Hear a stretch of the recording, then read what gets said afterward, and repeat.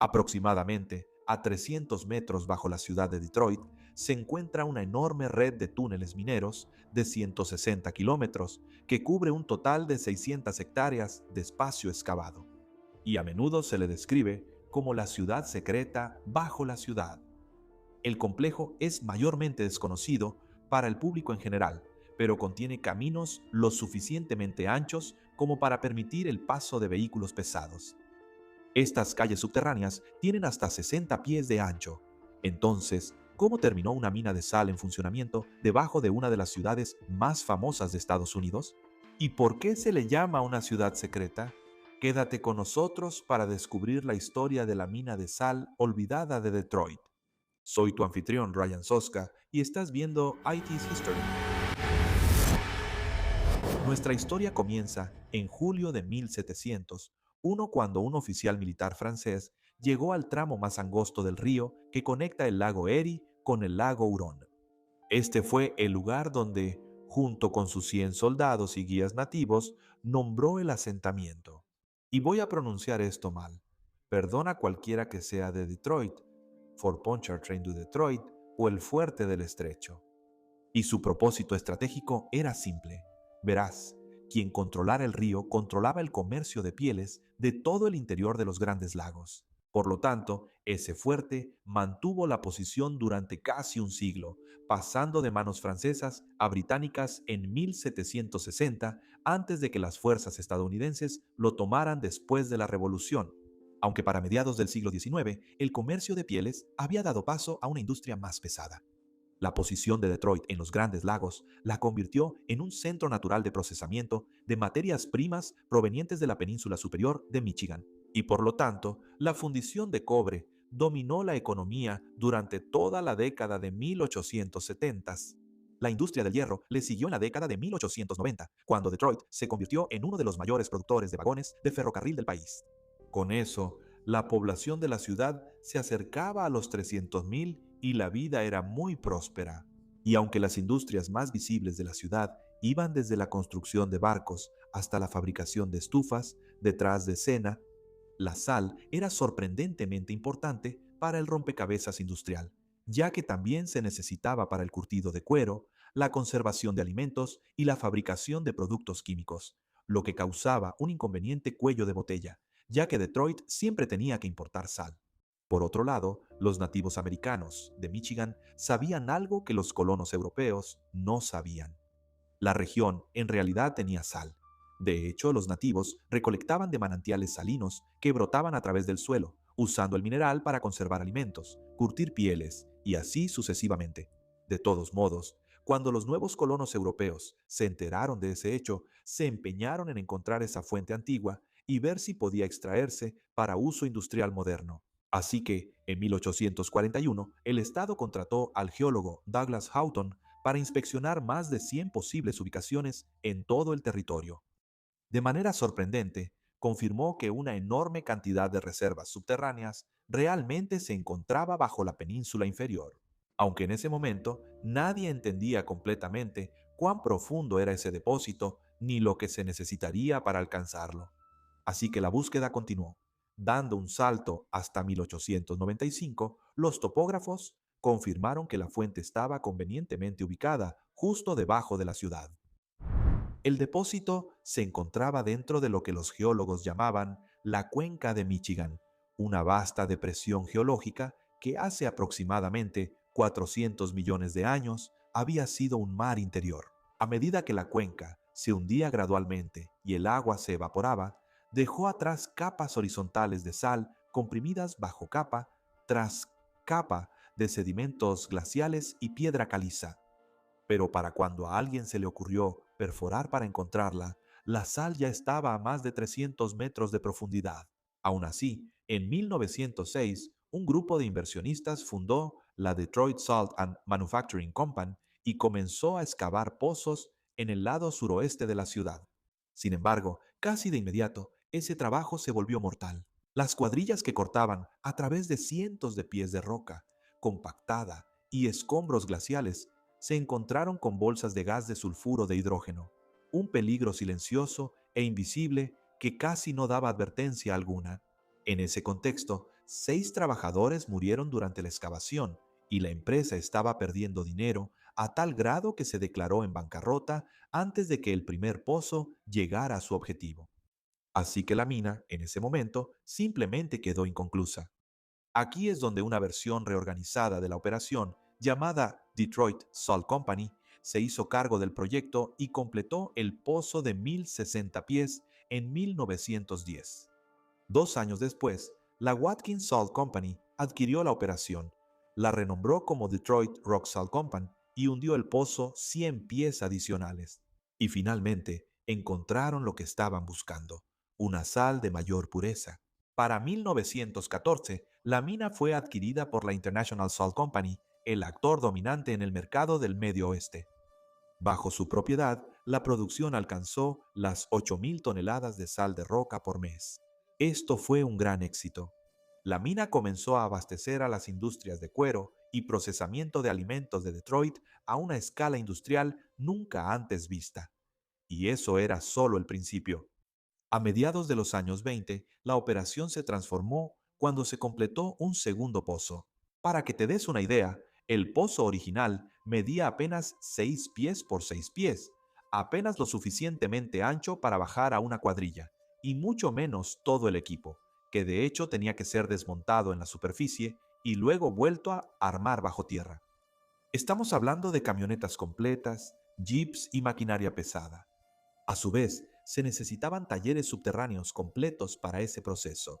Objetos como las llantas de los camiones de volteo, que eran demasiado grandes para pasar por la abertura del pozo, eran comprimidos y atados antes de poder ser enviados hacia abajo.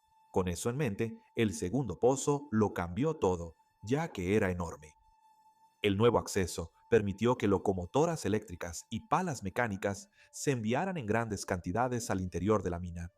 Con la ayuda de esas herramientas, los caminos se hicieron más anchos y largos, llegando eventualmente a tener hasta 18 metros de ancho. Las cámaras mismas fueron excavadas con aproximadamente 15 metros de ancho por 7 metros y medio de alto, dejando pilares de arena intacta a intervalos regulares para sostener el techo. El método se llamaba cámaras y pilares y significaba que solo se extraía la mitad de la sal. El resto se volvía parte de la arquitectura y en algunos casos con un efecto bastante hermoso. Y así, en este punto, la mina finalmente estaba produciendo a una escala que justificaba la inversión, impulsó la economía local de la ciudad y proporcionó empleos para cientos de hombres. International Salt continuó expandiendo la operación durante la década de 1930. Y aunque la Gran Depresión ralentizó las cosas, la excavación nunca se detuvo.